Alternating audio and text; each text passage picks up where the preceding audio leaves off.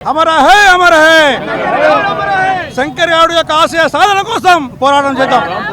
పోరాడదాం పోరాడదాం పోరాడదాం పోరాడదాం.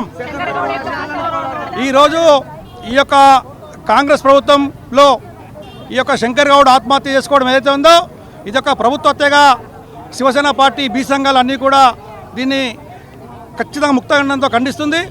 శంకర్ గౌడ్ యొక్క అకాల మరణ ఆత్మహత్య చేసుకున్నటువంటి బాధ్యత ఈ యొక్క ప్రభుత్వం తీసుకోవాల్సిన బాధ్యత ఉంది. ఈరోజు మీరు ఆరునాడు మేనిఫెస్టోలో పెట్టినటువంటి యొక్క కోరికల్ని వాళ్ళు ఆర్టీసీ కార్మికులు కోరుతున్నారు కాబట్టి వెంటనే ప్రభుత్వం దిగివచ్చి ఆర్టీసీల పక్షాన వాళ్ళతో చర్చలు జరిపి వాళ్ళ యొక్క సమస్యల్ని పరిష్కరించాల్సిన బాధ్యత ఈ యొక్క రాష్ట్ర ప్రభుత్వం పైన ఉంది. ఈరోజు ఒక బీసీ శంకర్ గౌడ్ చనిపోతే ఈరోజు ఒక ముఖ్యమంత్రి మాట్లాడాడు, ఒక రవాణా శాఖ మంత్రి మాట్లాడాడు, ఒక డిప్యూటీ సీఎం మాట్లాడాడు. అంటే మీకు బీసీలు కనిపిస్తలేరా? ఈరోజు ఎటుపోతుంది యొక్క ప్రభుత్వం?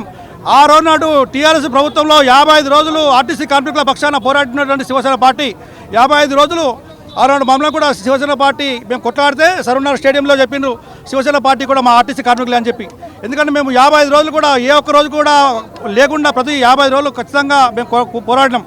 ఆనాడు మన చర్చల కోసం మన చర్చలు ప్రభుత్వం జరిపింది. ఈరోజు మరి కాంగ్రెస్ ప్రభుత్వం అధికారంలో రాకముందు మరి ఆనాడు రేవంత్ రెడ్డి అధికారంలో వచ్చిండు, ధర్నాకు వస్తాడు. కాంగ్రెస్ పార్టీకి ఉన్నటువంటి ప్రతి ఒక్క నాయకుడు వచ్చిండు. మరి ఈ రోజున మీ ప్రభుత్వం అధికారంలో ఉంది. మరి ఆర్టీసీ కార్మికుల సమస్యలు మీరు ఎందుకు పరిష్కరిస్తలేరు? వాళ్ళ యొక్క ఆత్మహత్యలు చూడాలనుకుంటున్నారా? వాళ్ళ ఆత్మహత్యలకు చూడాలనుకుంటే మీ యొక్క కాంగ్రెస్ ప్రభుత్వంలో ఉన్నటువంటి ఏ ఒక్క నాయకుడు కూడా ఉండలేదని చెప్పి ఈరోజు మా శివసేన పార్టీ పరంగా మేము డిమాండ్ చేస్తున్నాం.